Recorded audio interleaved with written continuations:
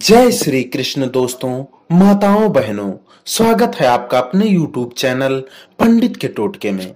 आइए सुनते हैं नर और नारायण की कथा।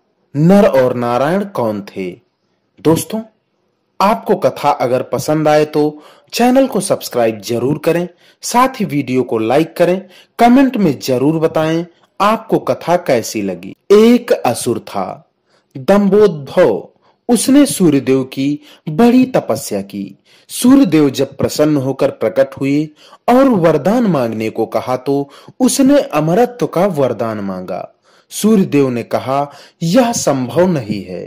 तब उसने मांगा कि उसे 1000 दिव्य कवचों की सुरक्षा मिले। इनमें से एक भी कवच सिर्फ वही तोड़ सके जिसने 1000 वर्षों तक तपस्या करी हो, और जैसे ही कोई एक भी कवच को तोड़े वह तुरंत मृत्यु को प्राप्त हो जाए। सूर्य देवता बड़े चिंतित हुए। वे इतना तो समझ ही पा रहे थे कि यह असुर इस वरदान का दुरुपयोग करेगा, किंतु उसकी तपस्या के आगे वे मजबूर थे। उन्हें उसे यह वरदान देना ही पड़ा। इन कवचों से सुरक्षित होने के बाद वही हुआ जिसका सूर्यदेव को डर था। दंभोदभ ने अपने सहस्र कवचों की शक्ति से अपने आप को अमर मानकर मन चाहे अत्याचार करने शुरू कर दिए। वह सहस्र कवच नाम से जाना जाने लगा।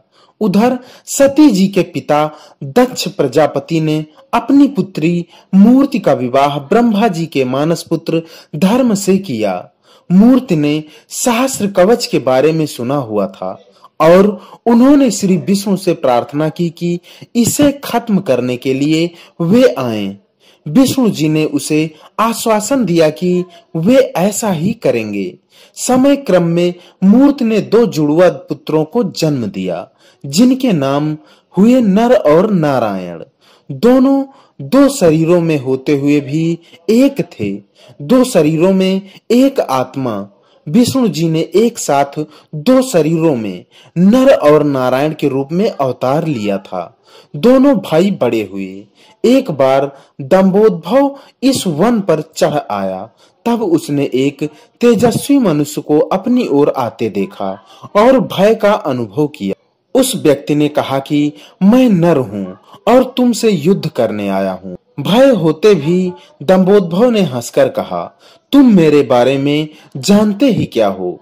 मेरा कवच सिर्फ वही तोड़ सकता है जिसने 1000 वर्षों तक तप किया हो। नर ने हंसकर कहा कि मैं और मेरा भाई नारायण एक ही हैं। वह मेरे बदले तप कर रहे हैं और मैं उनके बदले युद्ध कर रहा हूँ। युद्ध शुरू हुआ और सहस्र कवच को आश्चर्य होता रहा कि सच में ही नारायण के तप से नर की शक्ति बढ़ती चली जा रही थी।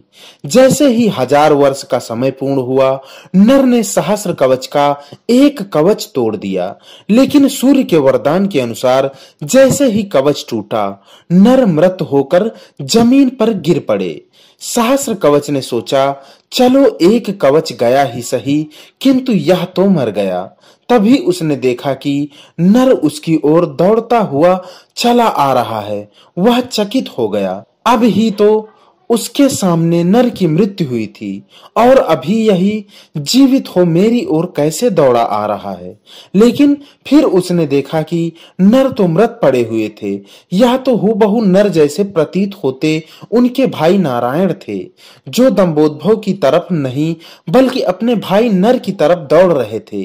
दंभोदभ ने अट्टहास करते हुए नारायण से कहा कि तुम्हें अपने भाई को समझाना चाहिए था, इसने अपने प्राण व्यर्थ ही गंवा दिए। नारायण शांतिपूर्वक मुस्कुराए। उन्होंने नर के पास बैठकर कोई मंत्र पढ़ा और चमत्कारिक रूप से नर उठ बैठे। तब दंभोदभ की समझ में आया कि 1000 वर्ष तक शिव जी की तपस्या करने से नारायण को मृत्युंजय मंत्र की सिद्धि हुई है, जिससे वे अपने भाई को पुनर्जीवित कर सकते हैं। अब इस बार नारायण ने दंभोदभ को ललकारा और नर तपस्या में बैठे। 1000 साल के युद्ध और तपस्या के बाद फिर एक कवच टूटा और नारायण की मृत्यु हो गई।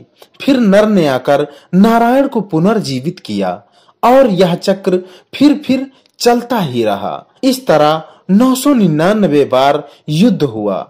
एक भाई युद्ध करता, दूसरा तपस्या। हर बार पहले की मृत्यु पर दूसरा उसे पुनर्जीवित कर देता। जब 999 कवच टूट गए तो सहस्र कवच समझ गया कि अब मेरी मृत्यु हो जाएगी। तब वह युद्ध त्याग कर सूर्य लोक भागकर सूर्य के शरणागत हुआ। नर और नारायण उसका पीछा करते वहां आए और सूर्य देव से उसे सौंपने को कहा, किंतु अपने भक्त को सौंपने पर सूर्य देव राजी न हुए। तब नारायण ने अपने कमंडल से जल लेकर सूर्य देव को श्राप दिया कि आप इस असुर को उसके कर्म फल से बचाने का प्रयास कर रहे हैं, जिसके लिए आप भी इसके पापों के भागीदार हुए और आप भी इसके साथ जन्म लेंगे। इसका कर्म फल भोगने के लिए इसके साथ ही त्रेता युग समाप्त हुआ और द्वापर का प्रारंभ हुआ। समय बाद कुंती जी ने अपने वरदान को जांचते हुए सूर्य देव का आवाहन किया और कर्ण का जन्म हुआ। लेकिन यह आमतौर पर ज्ञात नहीं है कि कर्ण सिर्फ सूर्य पुत्र ही नहीं, बल्कि उसके भीतर सूर्य और दंभोदभव दोनों हैं। जैसे नर और नारायण में दो शरीरों में एक आत्मा थी, उसी तरह कर्ण के एक शरीर में दो आत्माओं का वास है, सूर्य और सहस्र कवच। दूसरी ओर नर और नारायण इस बार अर्जुन और कृष्ण के रूप में आए। कर्ण के भीतर जो सूर्य का अंश है वही उसे तेजस्वी वीर बनाता है, जबकि उसके भीतर दंभोदभव भी होने से उसके कर्म फल उसे अनेकानेक अन्याय और अपमान मिलते हैं और उसे द्रौपदी का अपमान और ऐसे ही अनेक अपकर्म करने को प्रेरित करता है। यदि अर्जुन कर्ण का कवच तोड़ता तो तुरंत ही उसकी मृत्यु हो जाती, इसलिए इंद्र उससे उसका कवच पहले ही मांग ले गए थे। तो दोस्तों, मित्रों, माताओं, बहनों, आशा करता हूं आज की कथा आपको पसंद जरूर आई होगी। आपसे निवेदन है चैनल को सब्सक्राइब जरूर करें, साथ ही वीडियो को लाइक करें, कमेंट में हमें जरूर बताएं आपको कथा कैसी लगी। इसी के साथ विदा लेते हैं, मिलते हैं अगली वीडियो में। तब तक के लिए नमस्कार। जय श्री कृष्ण।